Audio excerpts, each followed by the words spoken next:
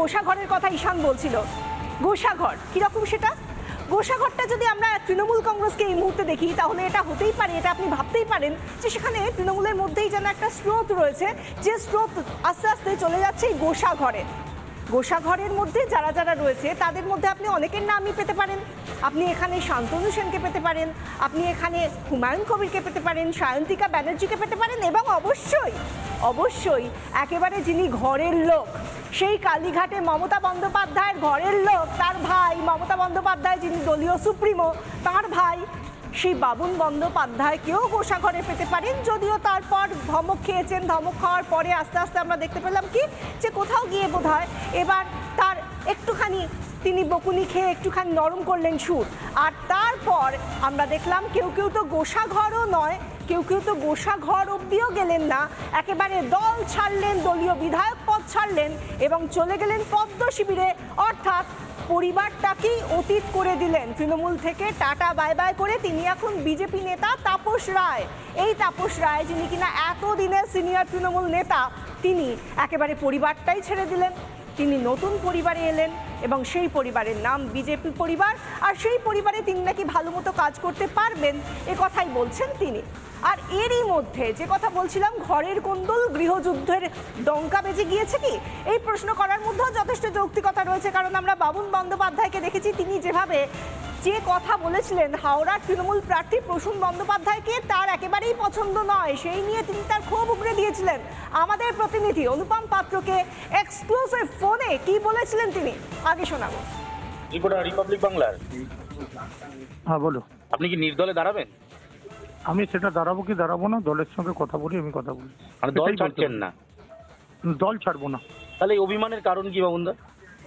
অভিমান, মানুষের যেরকম অভিমান থাকে সেই অভিমানটা আমার ছিল, সেই অভিমানটা আছে। দলকে বলেননি কোনোদিন যে প্রসূন বন্দ্যোপাধ্যায় সিলেকশনটা ভুল হচ্ছে?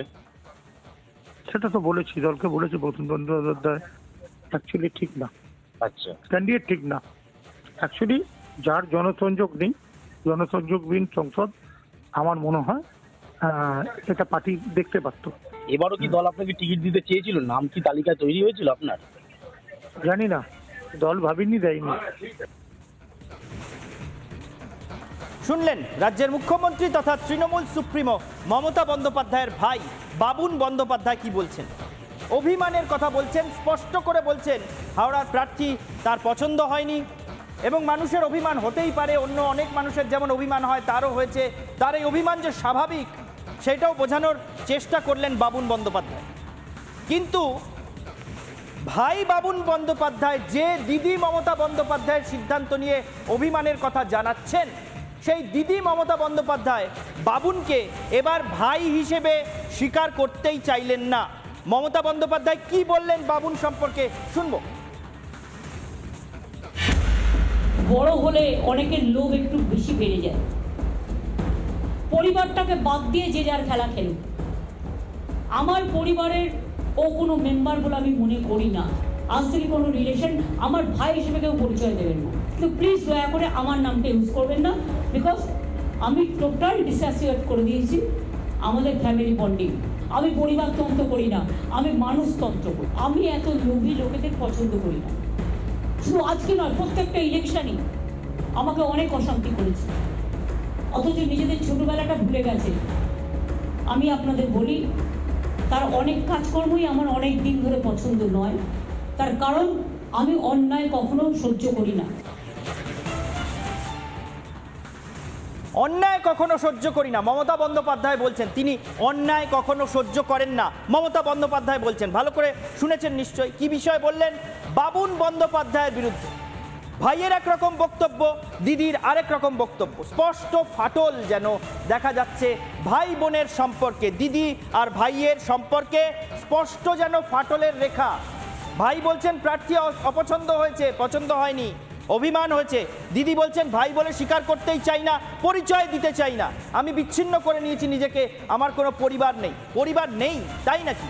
মমতা বন্দ্যোপাধ্যায় মাননীয় মুখ্যমন্ত্রী, তৃণমূলের মাননীয় চেয়ারপারসন, আপনার কোনো পরিবার নেই? বাবুন বন্দ্যোপাধ্যায়ের ক্ষেত্রে পরিবারের ব্যাপারটা অস্বীকার করে দিতে পেরেছেন। অভিষেক বন্দ্যোপাধ্যায়ের ক্ষেত্রে উলট পুরাণ হয় কেন? অভিষেক বন্দ্যোপাধ্যায়ের বিরুদ্ধে কেন্দ্রীয় এজেন্সি কোনো তদন্ত শুরু করলে আপনি সরকারি মঞ্চ বা রাজনৈতিক মঞ্চ ভুলে গিয়ে অভিষেক বন্দ্যোপাধ্যায়কে ডিফেন্ড করতে, রক্ষা কবচ হিসেবে বারবার এগিয়ে আসেন কেন? তখন কি পরিবারতন্ত্র মনে আসে, না তখনও ভুলে যান, এমনি হঠাৎ করে অভিষেকের পাশে দাঁড়িয়ে পড়ে? এইসব নিয়ে বিশদে আমরা আসবো। গোসাঘরের কথা ঈশান বলছিল। গোসাঘর কিরকম সেটা? গোসাঘরটা যদি আমরা তৃণমূল কংগ্রেসকে এই মুহূর্তে দেখি তাহলে এটা হতেই পারে, এটা আপনি ভাবতেই পারেন যে সেখানে তৃণমূলের মধ্যেই যেন একটা স্রোত রয়েছে, যে স্রোত আস্তে আস্তে চলে যাচ্ছে এই গোসাঘরে। গোসাঘরের মধ্যে যারা যারা রয়েছে তাদের মধ্যে আপনি অনেকের নামই পেতে পারেন। আপনি এখানে শান্তনু সেনকে পেতে পারেন, আপনি এখানে হুমায়ুন কবিরকে পেতে পারেন, সায়ন্তিকা ব্যানার্জিকে পেতে পারেন, এবং অবশ্যই একেবারে যিনি ঘরের লোক, সেই কালীঘাটে মমতা বন্দ্যোপাধ্যায়ের ঘরের লোক, তার ভাই মমতা বন্দ্যোপাধ্যায় যিনি দলীয় সুপ্রিমো, তার ভাই সেই বাবুন বন্দ্যোপাধ্যায়কেও গোসাঘরে পেতে পারেন। যদিও তারপর ধমক খেয়েছেন, ধমক খাওয়ার পরে আস্তে আস্তে আমরা দেখতে পেলাম কি যে কোথাও গিয়ে বোধহয় এবার তার একটুখানি তিনি বকুনি খেয়ে একটুখানি নরম করলেন সুর। আর তারপর আমরা দেখলাম কেউ তো গোসাঘরও নয়, কেউ তো গোসাঘর অবধিও গেলেন না, একেবারে দল ছাড়লেন, দলীয় বিধায়ক পদ ছাড়লেন এবং চলে গেলেন পদ্ম শিবিরে, অর্থাৎ পরিবারটাকেই অতীত করে দিলেন। তৃণমূল থেকে টাটা বাই বাই করে তিনি এখন বিজেপি নেতা তাপস রায়। এই তাপস রায় যিনি কিনা এতদিনের সিনিয়র তৃণমূল নেতা, তিনি একেবারে পরিবারটাই ছেড়ে দিলেন।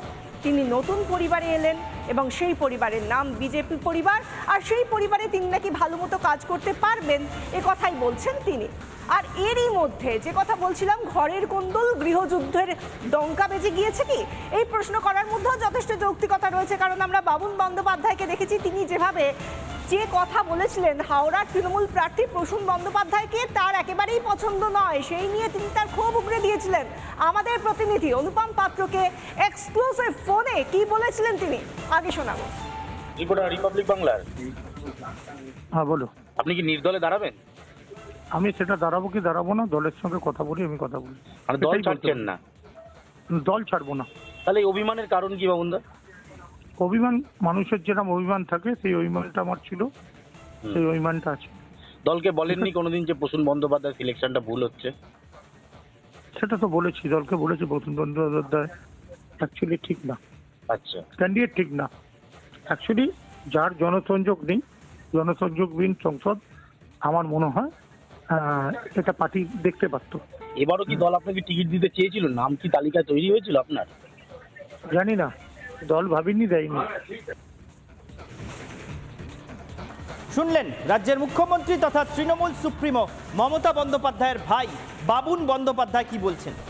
অভিমানের কথা বলছেন, স্পষ্ট করে বলছেন হাওড়ার প্রার্থী তার পছন্দ হয়নি এবং মানুষের অভিমান হতেই পারে, অন্য অনেক মানুষের যেমন অভিমান হয় তারও হয়েছে, তার এই অভিমান যে স্বাভাবিক সেটাও বোঝানোর চেষ্টা করলেন বাবুন বন্দ্যোপাধ্যায়। কিন্তু ভাই বাবুন বন্দ্যোপাধ্যায় যে দিদি মমতা বন্দ্যোপাধ্যায়ের সিদ্ধান্ত নিয়ে অভিমানের কথা জানাচ্ছেন, সেই দিদি মমতা বন্দ্যোপাধ্যায় বাবুনকে এবার ভাই হিসেবে স্বীকার করতেই চাইলেন না। মমতা বন্দ্যোপাধ্যায় কি বললেন বাবুন সম্পর্কে শুনবো। বড় হলে অনেকের লোভ একটু বেশি বেড়ে যায়, পরিবারটাকে বাদ দিয়ে যে যার খেলা খেলুক। আমার পরিবারের ও কোনো মেম্বার বলে আমি মনে করি না, আজ থেকে কোনো রিলেশন আমার ভাই হিসেবে কেউ পরিচয় দেবেন না। কিন্তু প্লিজ দয়া করে আমার নামটা ইউজ করবেন না, বিকজ আমি টোটাল ডিসঅ্যাসোসিয়েট করে দিয়েছি আমাদের ফ্যামিলি বন্ডিং। আমি পরিবারতন্ত্র করি না, আমি মানুষতন্ত্র করি। আমি এত লোভী লোকেদের পছন্দ করি না। শুধু আজকে নয়, প্রত্যেকটা ইলেকশনই আমাকে অনেক অশান্তি করেছে, অথচ নিজেদের ছোটবেলাটা ভুলে গেছে। আমি আপনাদের বলি, তার অনেক কাজকর্মই আমার অনেক দিন ধরে পছন্দ নয়, তার কারণ আমি অন্যায় কখনো সহ্য করি না। অন্যায় কখনো সহ্য করি না, মমতা বন্দ্যোপাধ্যায় বলছেন। তিনি অন্যায় কখনো সহ্য করেন না, মমতা বন্দ্যোপাধ্যায় বলছেন। ভালো করে শুনেছেন নিশ্চয়ই। কি বিষয় বললেন?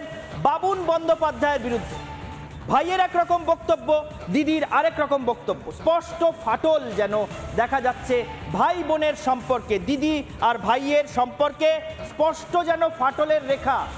ভাই বলছেন প্রার্থী অপছন্দ হয়েছে, পছন্দ হয়নি। অভিমান হয়েছে। দিদি বলছেন ভাই বলে স্বীকার করতেই চাই না, পরিচয় দিতে চাই না, আমি বিচ্ছিন্ন করে নিয়েছি নিজেকে, আমার কোনো পরিবার নেই। পরিবার নেই তাই নাকি? মমতা বন্দ্যোপাধ্যায় মাননীয় মুখ্যমন্ত্রী, তৃণমূলের মাননীয় চেয়ারপারসন, আপনার কোনো পরিবার নেই? বাবুন বন্দ্যোপাধ্যায়ের ক্ষেত্রে পরিবারের ব্যাপারটা অস্বীকার করে দিতে পেরেছেন। অভিষেক বন্দ্যোপাধ্যায়ের ক্ষেত্রে উলটপুরাণ হয় কেন?